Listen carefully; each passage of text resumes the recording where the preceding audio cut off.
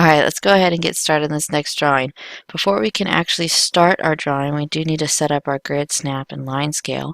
So we're going to come down here to our grid and snap settings, open them up. Our snap needs to be set at 0.125, and our grid needs to be set at 0.25, enter. So once you have that done, make sure your snap and your grid are both on. The next thing we're going to do is we're going to set up our line scale. So as long as you are not in any tool, you can just start typing LTS and line scale will come up, and click enter on that, and then select 0.5, enter. And then that's actually going to set up our line scale. So that part of our setup is done. Now we need to come up here to our layer properties, open up your layer panels, and we are going to make 3 layers. Layer 1 is going to be red. Layer 2 is going to be yellow, and layer 3 is going to be green. Layer 1 is going to be continuous lines. Layer 2, we are going to make our hidden lines.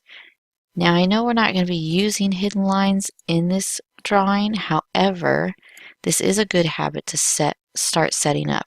So click hidden lines and then come to your continuous lines here. Go to load, go down to center lines, click OK.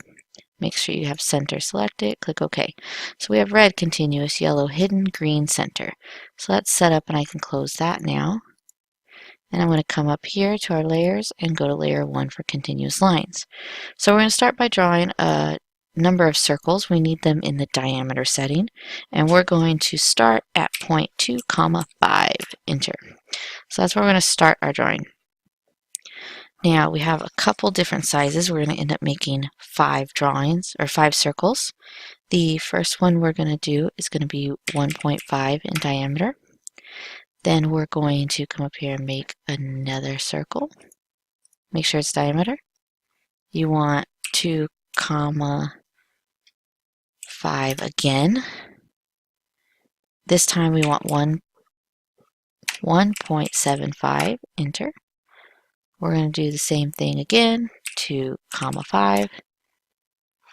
And this time we want 2 as our diameter. Come up here and do it again, 2, 5, enter. The next one is going to be 2.75. And then our last circle, diameter again, 2, 5, enter, is going to be 3.25, enter. So I'm going to zoom in. So this is what it's going to look like. You want to have 3 of these closer ones here and then 2 on the outside.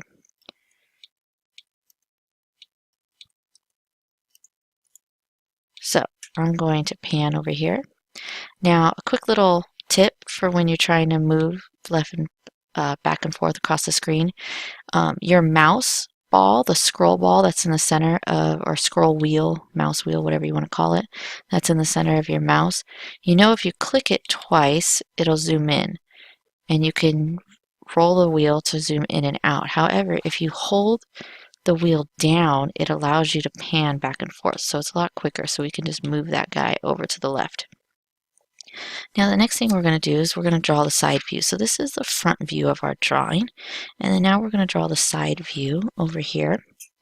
And we're going to do this with a series of rectangles. So I'm going to grab this rectangle tool here. And we're going to start at, it's a weird starting point, but we're going to start at 5, 4.12, enter. So that's going to be our starting point. Now, this rectangle here is once again going to be a little bit weird in size. It's going to be 1.75 tall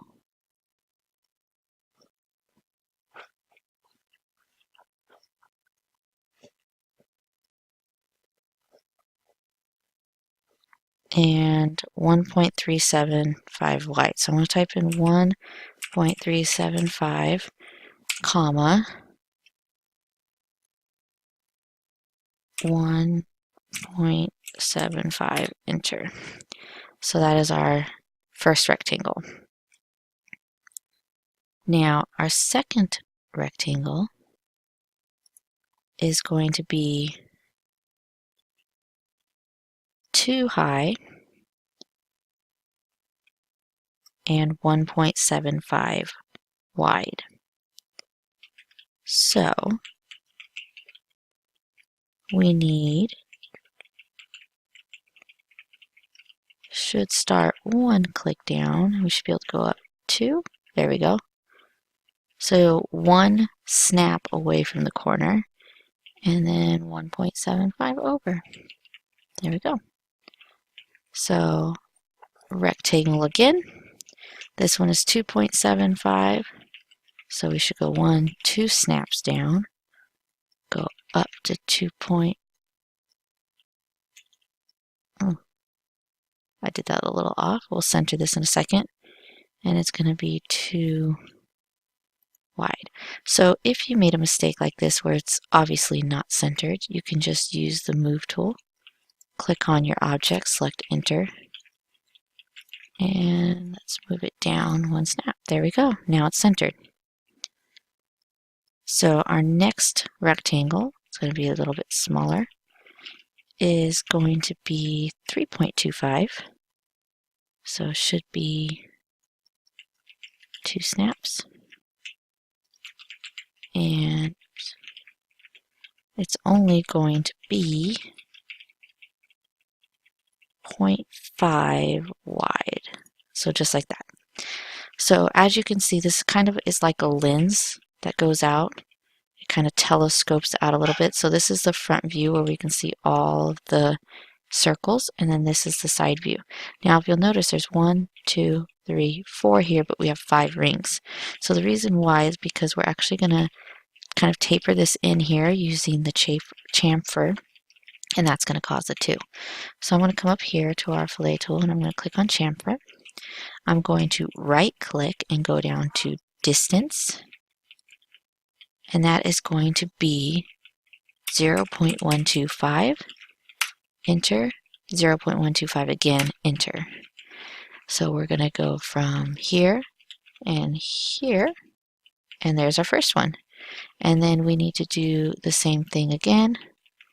Make sure you always set up your distance. Enter, enter, double check it.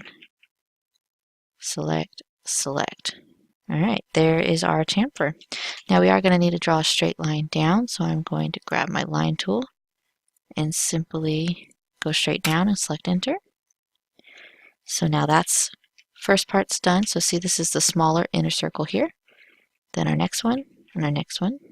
Okay. So now we just have to round these back edges here. So I'm going to grab the fillet tool, click on that.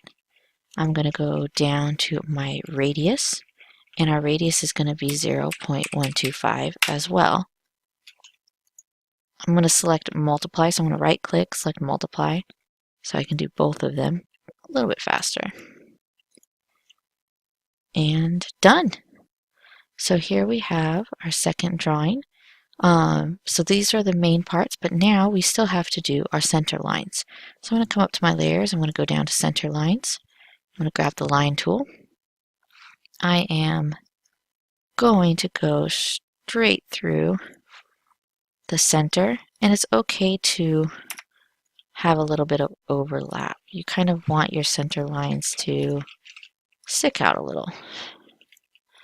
So we're going to have a center line going through this object, and that center line is actually going to line up with the center line going through here. And also, oops, straight down.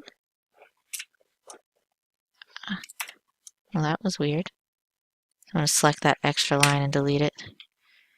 Go back to my line tool.